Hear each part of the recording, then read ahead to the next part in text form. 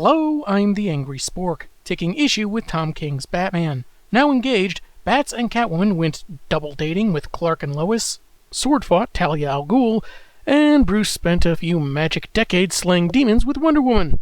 You know, typical couple stuff. Also, some kid has his parents killed in a dark twist on Bruce Wayne's youth, because why not?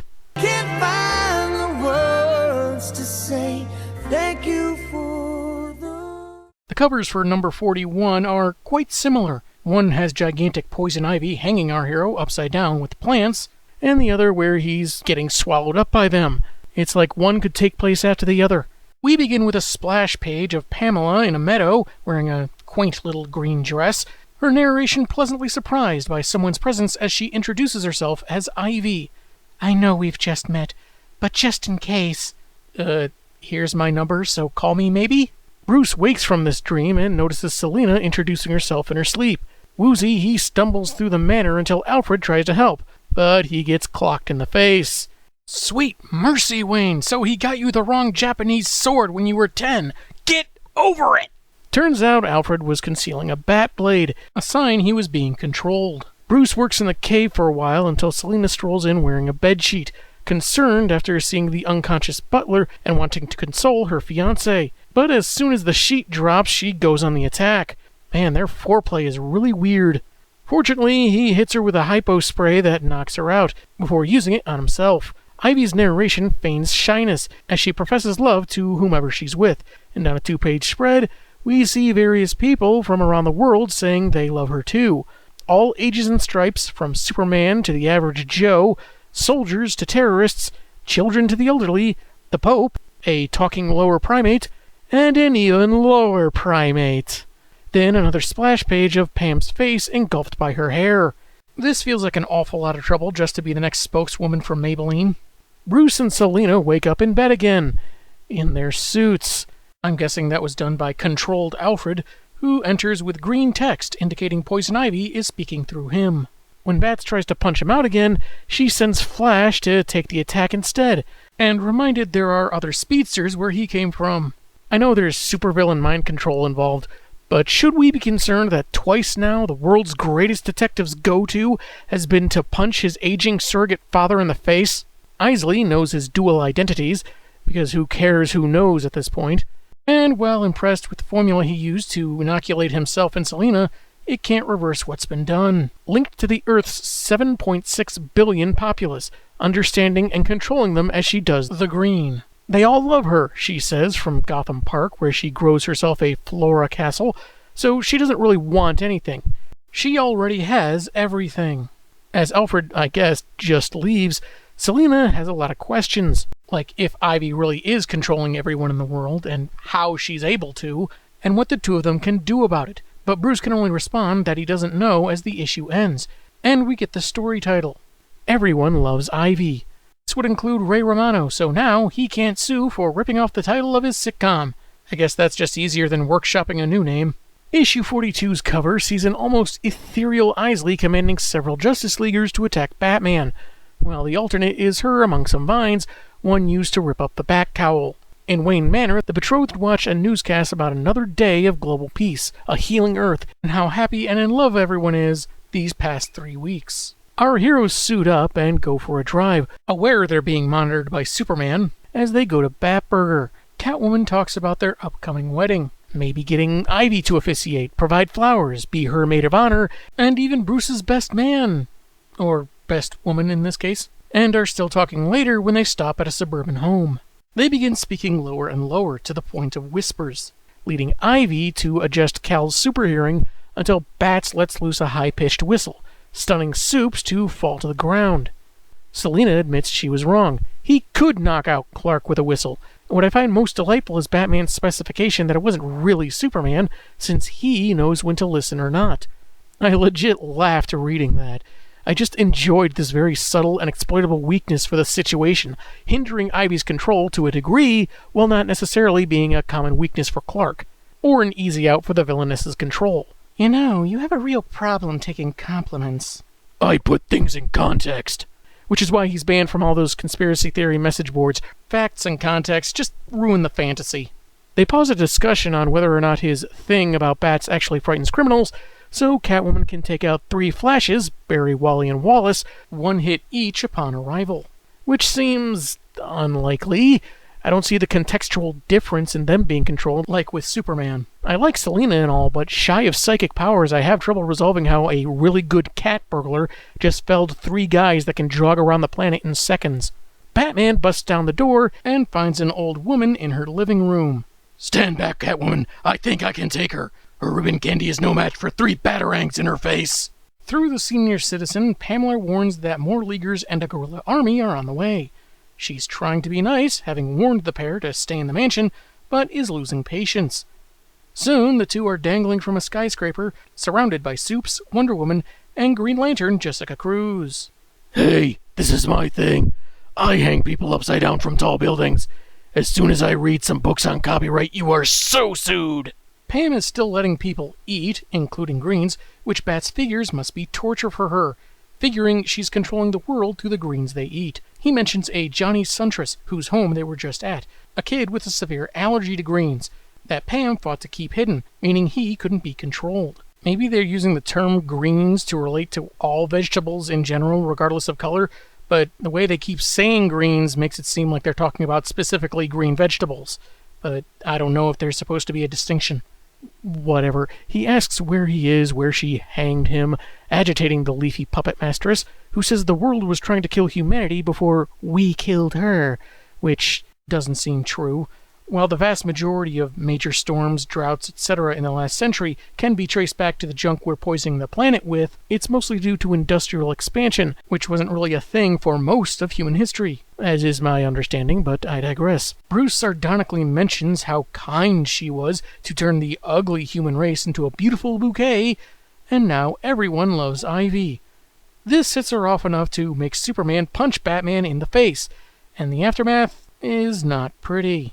I'm not going to show it because, while not too graphic, it might be a bit too much for some viewers, and I'm not risking YouTube having a problem with it. Though honestly, even if some of his strength was held back because of mind control, it's amazing Wayne's head isn't atomized. As Pammy explains in a face-to-face with Selina, that strike did kill Bats, but with some magic, science, and surgery, he is recovering. Kyle says they were friends before, that she knows the plant lady, and her recent actions, a desire to cleave out the rot, seems a lot more like Mr. Freeze. Can't say I agree, there hasn't been a single ice pun in 2 issues, but that's just me. Ivy recalls years back she was in this very park when she killed 5 people, back when Riddler was recruiting her, and how she should have been stopped, but took those lives perhaps out of fear of Nigma and the Joker, or perhaps was trying to show off. In any case, she wasn't as in control as she thought. Now she can redeem herself. I missed something, didn't I? I missed some retcon or reboot or story that explained why Ivy doesn't enjoy or want to kill people in the name of the planet, right? Okay, moving on. In a hospital, Bruce has woken up and is recovering nicely, echoing Pam's statement earlier about there being someone for everything, and how after taking that punch, which he made her do, he knew he'd be taken to someone with 4 PhDs in neurology, Dr. Harleen Quinzel. To be fair, the 3rd one she got came in a box of Cracker Jacks. Issue 43's cover sees the lovebirds struggling against Pam, and the alternate has a red-tinted image of Bats with a full-color Ivy imposed over it. Perhaps intended to feel out of place with each other, but I couldn't tell you why. While Bruce is guarded by Clark, Supergirl, and China's Superman, Kong Keenan, or Kanan, I'm not sure, Selina strolls with Ivy through her plants, saying that she's one of those hurt in Eddie and Joker's war, and the cat lady clarifies she declined to fight for either side to avoid being controlled. I guess she was the one Gotham rogue that wasn't worried about retaliation from either gang leader. She suggests Pam was doing what she could, killing 5 men and fighting for Nigma, whose army killed even more, and claims to have gone through what she has. Which doesn't feel exactly true, since you just reminded us you didn't take sides in a citywide villain war. Bruce says she's trying to do good in the wrong way, not because she wants to hurt people, but because she is hurt. Selina pleads that she isn't alone, that others have come back from troubled pasts and can help Pam do the same, as she grabs a fly and eats it. Meat group. Bruce says she may have become nearly everyone, but not Harley. Isley would be fine losing everyone and anyone else, but not her, something he wouldn't have been able to understand before Catwoman, which I'll get to later. After a hand gesture that I think is meant to evoke that issue of Batgirl Adventures, he goes on that while other minds may be buried, Quinn is more likely closer to the surface, leaving enough of a distraction for Catwoman to knock Ivy out for a few seconds, while Bruce tries to wake Harleen, preferably before planes start falling out of the sky. I want to say that if she was all about healing the planet, planes would likely be grounded, but she's also getting food to people, so there's probably a necessity for expedient transportation. The bigger problem is Selina admitting that Pam is supposed to be distracted as part of a plan. Even without the finer details, just knowing there is a plan seems like giving her a chance to put up some kind of defense. Anyway, with the super guards out of it, Wayne calls Harley from her trance before Pam awakens. Then, in another It's Not Impossible, It's Batman moment, jumps out of the window with her and flips into the waiting Batmobile. Quinn is fully awake after the car has suited him up, as the supers stand in the way.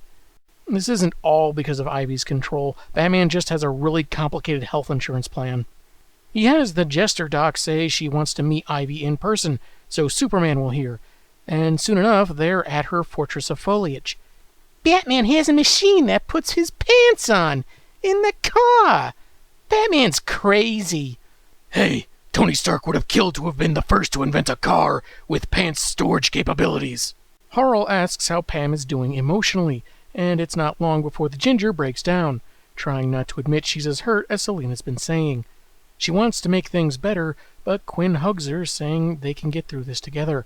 When Catwoman mentions the men she killed, oddly saying it's fine because she walked out of the park where they didn't, Bats realizes she means the mobsters and that one undercover cop from the jokey Riddle Barbecue of Doom, and says Riddler actually killed them. I'm getting my Warhammer ready, not to hit this comic, but to hit myself depending on how this explanation goes. Batman examined the bodies, finding the men had died after a half hour of being strung up from bullets fired from Nigma's gun, as we see in this inventive page where such a murder is shown in reverse. He must have left Ivy, come back, killed them, then lied about it like villains do, something Pam didn't understand, not out of weakness or youthful naivete, but because she's not a villain. And here we go. Wait, what was that last one? Seriously, a retcon where Ivy had actual scruples, wanting to heal the planet but still somehow caring about the collateral damage, is the only thing that saves this explanation. If the only lives she took were those 5, that'd be one thing. Maybe Riddler's uber puppeteering shtick. He expected her to fall in line, go full villain, if she thought she had accidentally killed them. It's another if she's been a career criminal with a hate-on for most humans, only to now suddenly feel concerned about them. There's so little to go on to justify this attempt to redeem her. No talk of how she hated people, but grew to be more compassionate because of Harley or something. There's just so much missing context. Anyway, Pamela has to save the world, but Quinn says they'll focus on saving her for now. Later, after Ivy's been taken to Sanctuary, a mental health facility for supertypes, Bruce is unsure if she'll be okay, given her past trauma being connected to 7.5 billion people. But he at least knows he and his fiancée will be alright.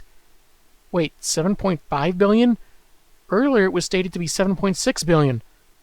What happened to the other 0.1 billion? I thought Ivy cared about people now. So, yeah, mixed feelings on this one. Poison Ivy's always fought for the environment, which, while a basically noble and necessary endeavor, she's done it through less noble or necessary force or manipulation, justifying her actions if they turned lethal. Like Bruce said, doing good through wrong means. That's the Ivy I'm at least used to, but here, it's like killing is new or unusual for her.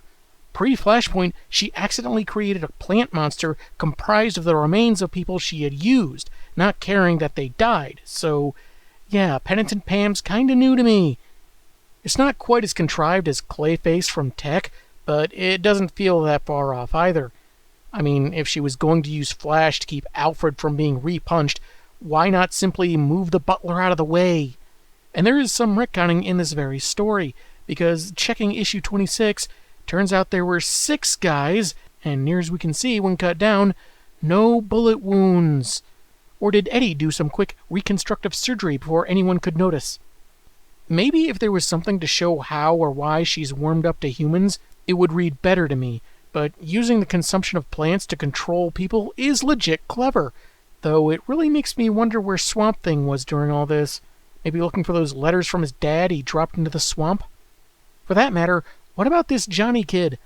Maybe he's alive, but the story just forgets about him. Was he just a means for Bats to deduce Ivy's scheme, then? I didn't care for the suggestion that Bats couldn't understand Harley and Ivy before Selina. Kinda feels like a disservice to all his connections, romantic, familial, and otherwise. Like there couldn't be other relationships he'd feel this strongly about.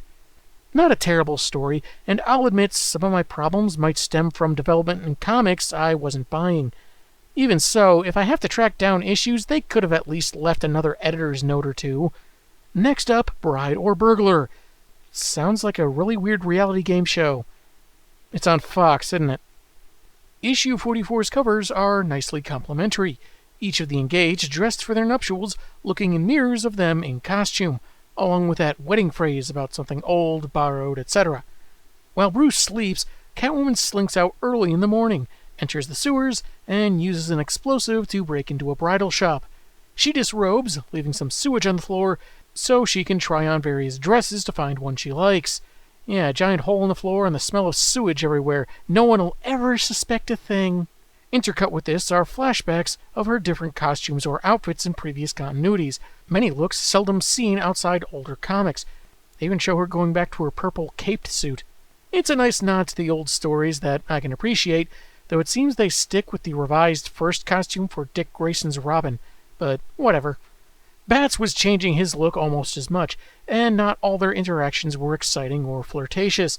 He tries convincing her to forget her criminal ways, she attacks him, claiming he ruined her life, another time where they seem to be drifting apart. Also note, she's in her Jim Pallant all-purple suit, like in Warring Riddle jokes, so all these costume changes apparently spanned about a year. Was Selina stealing to fund a serious addiction to fashion design? Seriously, that could have been a legit career option for her, given all these flashbacks. There's a more confusing look back, set in more modern times where they're both in the cave, and Bats is saying they're done, possibly in regards to their relationship, as she kisses him to make it better, then says they're done. Presently, after a couple hours and raiding the champagne fridge, Kyle comes across a dress she likes, the $28,000 number from the cover, largely black with a flowing white skirt. Given how white is the more prevalent color for wedding dresses, I'm curious how this one made it through. Unless there's something about matrimonial fashion I don't know, which is entirely possible. A 2-page spread has a more recent flashback, Bruce noting how they keep changing, not just outfits, and asks what if they change so much their relationship doesn't work. Selina assures him they're not so much changing as looking for something that fits perfectly. No, I'm not doing the pronunciation. Dang it, I didn't mean to do that.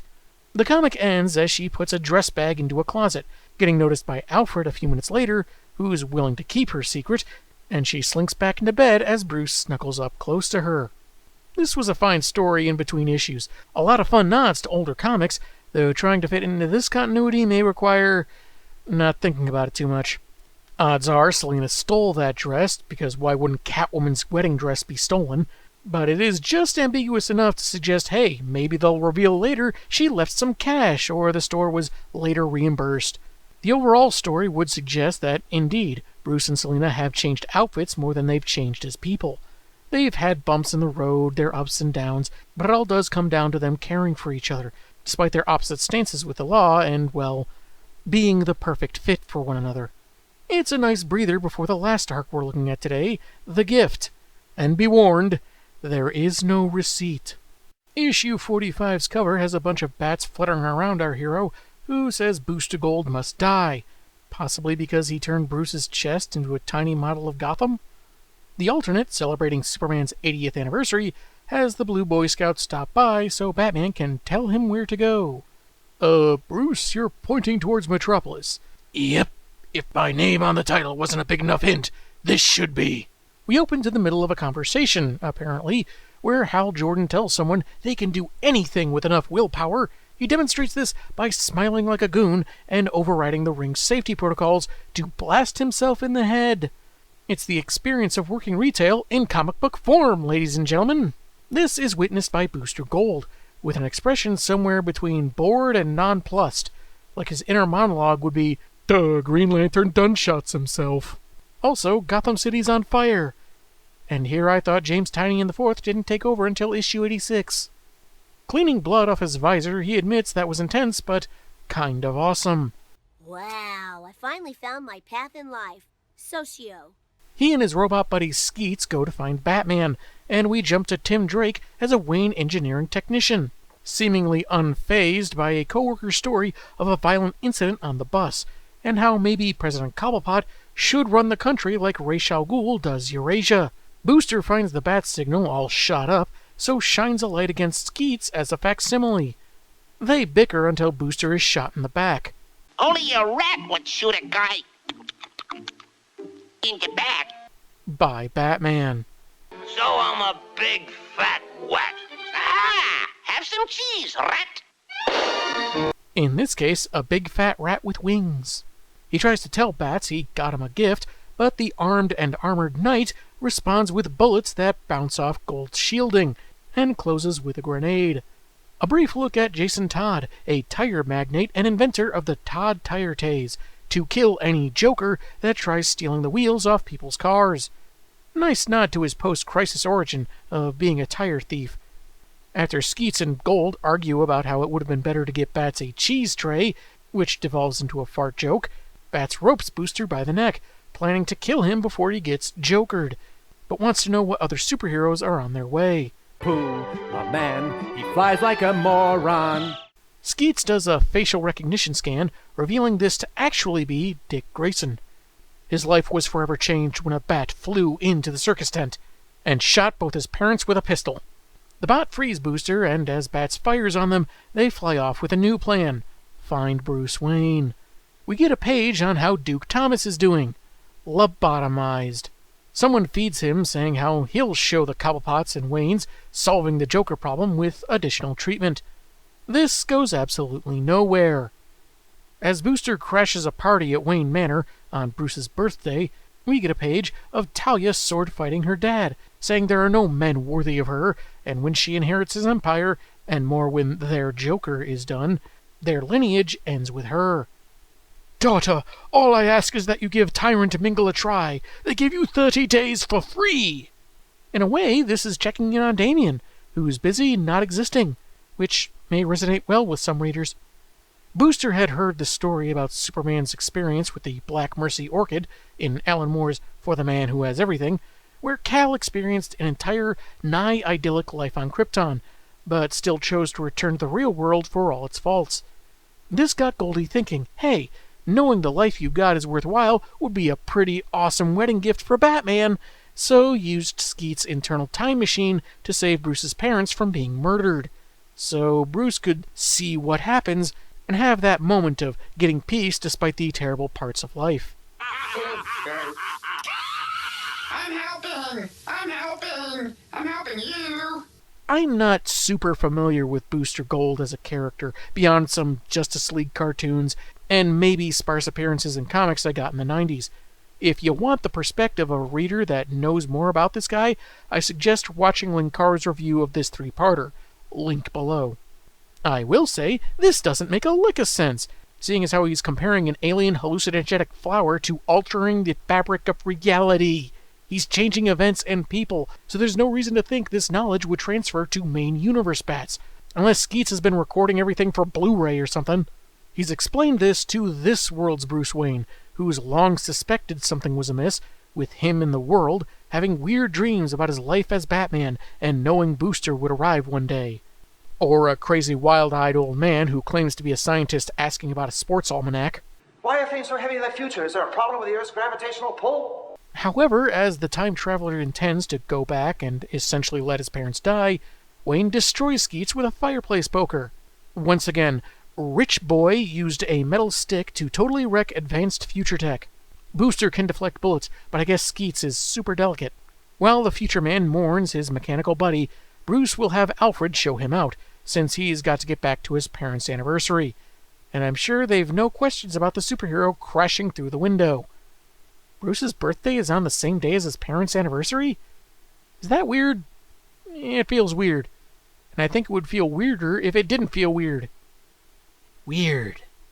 Issue 46's cover has Catwoman landing on the ground, followed by a bearded Booster, who's also followed by Bat Gunman, with some Back to the Future curve for the bottom caption. The alternate has a more painted look to it, regular bats in the Dark Knight Returns pose, while Catwoman joins him, either whistling or being impressed by something off-panel. Also, her whip looks snagged around her ankle. That is not going to be a fun landing.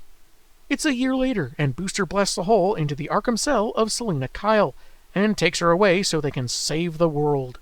What he doesn't know is that she's a serial killer, and the chaos that'll ensue when Batman goes after her will only encourage President Cobblepot to allow Ra's to send his forces into Gotham to deal with it. At least, that's according to Thomas Wayne, who's disappointed that all the money and work he put into helping the city seems to be for nothing. Think of it as a teachable moment. Now you know you should fund more fire stations, build better sprinkler systems, not let Tiny into Gotham. All of these would reduce the number of fires, is my point. The stress gives Thomas a heart attack, and we go to an apartment where Booster has taken Selina, explaining his plan that if they can get her to meet Bruce, he'll fall for her and be fine with turning things back, because love finds a way, and other songs about love. But first, she'll need a suit, and sometime later, after recalling how good his buddy Ted Cord was at sewing, and that this world's Blue Beetle and Justice League died fighting Starro, because only Batman can ever conceive of a strategy to victory, we get Selina's new look, the stitching very evocative of Michelle Pfeiffer's costume in Batman Returns. Miss Kyle responds the way she consistently has this issue, meowing like a cat.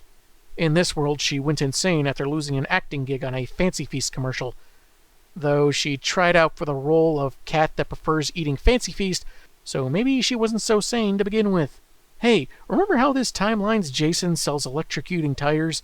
Turns out, a year later, he's facing legal repercussions for his product accidentally killing 17 kids, which his lawyer, from the Dent firm, attributes to an unfortunate byproduct of improving the city. Yeah, you couldn't possibly make real-world parallels here. In a hospital reception area, awaiting news on Thomas, Bruce insists everything will be fine, but Martha tells him he's never been the world's greatest detective. Get it? Get it? A doctor approaches, wanting the two to follow him somewhere more private, but Martha insists the Waynes of Gotham don't follow, demanding the news now. After a pause, the doc says her husband has come through and is doing well. Not sure what all that come with me was about, since there was no one else around anyway, and the news seems to be good. All it shows is Mama Wayne going all "do you know who I am," which may be the point, that in this world the Waynes may be well-intentioned, but aren't above throwing their privilege around. Though this is her husband, and regardless of class or monetary wealth, anyone might make that demand. Elsewhere, Catwoman is showing off the amazing ability to hiss while her lips are puckered around a cigarette, just before Bat Grayson unleashes a hailstorm of bullets. I get wanting to warn about the hazards of smoking, but this seems both excessive and counterproductive. Booster shields her, and Bats thinks he's got a 2-for-1 murder sale, until he's blasted back, and they skedaddle, planning to head to Wayne Manor. There, Thomas is recovering, but thinks his son looks happier than he should be, given the state of the world. Bruce grants that, yes, it's bonkers McGillicuddy out there, but he's got his folks, his butler, so yeah, he's quite happy. And that's when Booster initiates his meet-cute, which results in Catwoman killing Alfred. At least this is an alternate timeline, not the Alfred we know and love. DC wouldn't kill off a pillar of the Bat family. Once Booster fixes things, we needn't worry about Pennyworth biting the dust. Right? In order to save his son, Thomas offers himself, since he closed the orphanage and got her locked up. So she goes after him, until Batman shows up to shoot her. A grenade incapacitates Booster and leaves some smoke hanging around, so he presses his attack, needing to fire on Selina more, but in the process hits Martha, enraging her son to put one between his pointy ears. The issue ends with only 2 survivors, Bruce and Booster Gold, who mumbles his assumption that he saved the world before blacking out. No! Funny story. The script called for me to say yes, but I gave it a little twist. Issue 47's cover sees Bats knocking Goldie off a building, exclaiming that his death is the only way his parents live. The alternate is really fun. The Caped Crusader and Catwoman in a movie theater full of cosplaying patrons. There's even one in Cassie's Batgirl suit. And they're all smiling, so clearly not watching a Zack Snyder movie. It's another year later, and Wayne's technicians have finally managed to reactivate Skeets, telling him as much as the rich boy fires on cardboard cutouts of his parents' killers. Seems like a waste of money to make them so detailed with shading and tone, just to maybe throw off the reader. As it is, Bruce says he's plunged everything into restoring the little time machine, only to find out there's a hitch. To do what Bruce wants, Skeets will only respond to voice activation. One voice in particular. Booster Gold, the greatest hero you've never heard of. I've heard of you. Booster Gold, the greatest hero only one person has heard of. Booster Gold has terrible marketing. Shackled in the cave beneath the mansion, where I guess Skeets was being repaired, and now even shaggier, Goldie seems remorseful when reminded of how he got the Waynes killed and screwed everything up, but goes back to bravado, as Bruce orders him unchained, cleaned, and dressed before being brought to the library. As he's being washed and trimmed, he regales those in proximity with his origin, how in the future he was a promising athlete, until his no-good dad convinced him to throw some games for gambling purposes, and they got caught. So Michael John Carter got a job at the Metropolis Space Museum, which he keeps calling dumb, but says he liked it, since he got to learn about the 20th century heroes. Then he decided to steal a time machine and some gear to go back in time to become a hero himself. He'd be Gold Star, but they messed up his name and called him Booster Gold. I thought they messed up and called you Green Lantern. Considering his suit is from the future and contributes to his superheroing, I'm curious how they managed to patch it up. Anyway, reunited with his buddy, Booster is instructed by a very armed Bruce to tell the device to take them all back 1 year so he can kill Batman and Catwoman before they kill his folks. Then back to the present.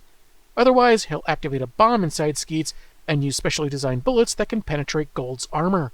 Since dates are non-specific, they need to use an event, and they settle on 10 minutes before the Waynes were killed, which Booster relays to his mechano-pal with a wink that Bruce somehow sees. Now, I could get pedantic, so I will. He's behind Booster, who covered that side of his face. There's no way he actually saw a wink. He could suspect because of the very unsubtle hand gesture, but not see it. You're welcome, Internet. There's some tense back and forth while Skeets reboots to initiate time travel, and shortly they're on a rooftop near the Monarch Theater. Bruce indeed fired on Gold, but his best friend took the shot for him. Realizing where they ended up, Wayne knocks Mike around in a rage, all because the time-traveling hero, who felt he'd joined the family of heroes, wanted to get someone a wedding gift. In the dumbest way possible. Not to worry, because Booster Gold is saved by the timely arrival of Booster Gold, who quickly realizes his plan worked before he actually enacts it, and now he can be stopped from saving the Waynes. Everything goes back to normal, and Bats loved his gift. There's a struggle, and Bruce's rifle goes off, killing past Booster, while the gunshot noise inspires Thomas to take his family through an alley as a shortcut, because there's no irony like time irony. Time-irony? Like Bat Grayson had done several times, Bruce calls out his target's name, then says, "Die." Doesn't make much sense for that affectation to transfer, but oh well. However, he hears the fatal gunshots in the alley below, and looks down to find his parents shot. As he and his 10-year-old self simultaneously scream in anguish, the alternate Bruce Wayne ignores the pleas from Booster, puts the gun to his head, and squeezes the trigger as the time hero says they saved the world. His expression much like at the beginning, but a bit more grim and serious. He's explained everything to the non-murdering Batman and Catwoman, and that he can't stop cleaning his visor, figuring that the blood he sees was in his head, and that telling them how Bruce was happy while the world wasn't would make it better. The comic ends with Michael still fussing over his eyewear, insisting that they don't look clean, and asking if they can see the blood too. That was the gift, and sweet sassy molassie should it be returned.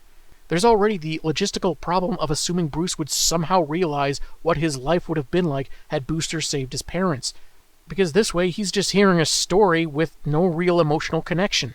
There was never any mention of recording events, and Goldie couldn't have known about the very convenient psychic time dreams Bruce had.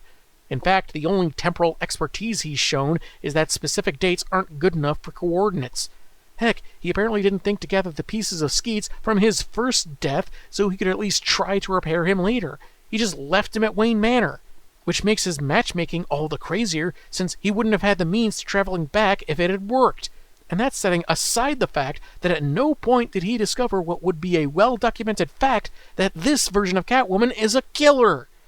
Stupid! You're so stupid!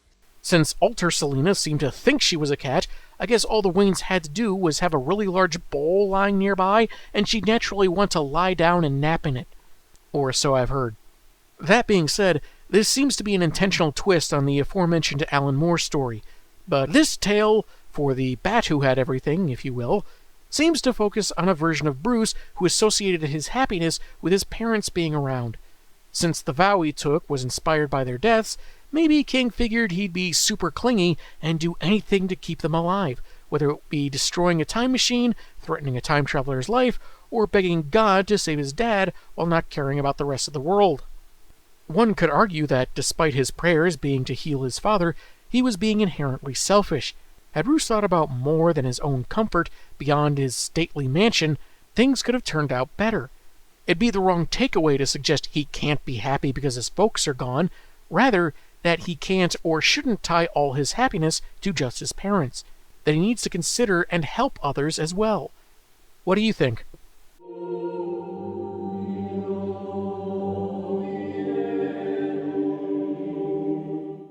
Hey, I will arm wrestle St. Peter anytime.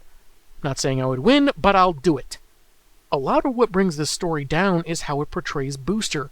Sure, there's some pathos, but I feel like he shouldn't need to go through 2 years of a nightmare world before feeling something when someone offs themselves in front of him.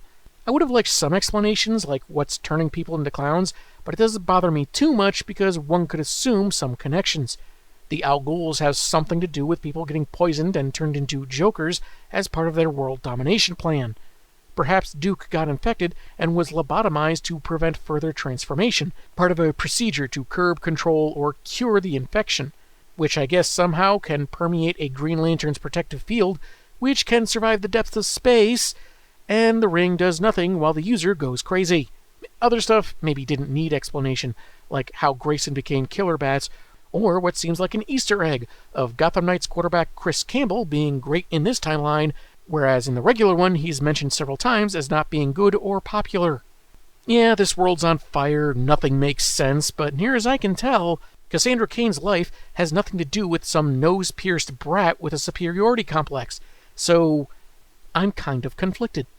I feel about this story akin to that Simpsons episode The Principal and the Pauper, where Skinner was made an identity thief. Despite being disliked by viewers and even some of the creators, there's a lot of great humor, and the story could have worked with a few tweaks.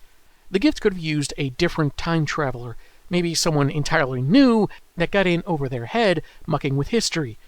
Not to mention, we skip over how Carter survives those year-long gaps, and nothing seems to affect him, not even his past self's death, until evil Bruce does himself in. Sasha from Casually Comics suggested on her own video about this it was just poor coping mechanisms, but I don't think that was very well represented if that's the case. Gold's banter with Skeets is fun, even if it plays on the idea of the former's immaturity and or incompetence.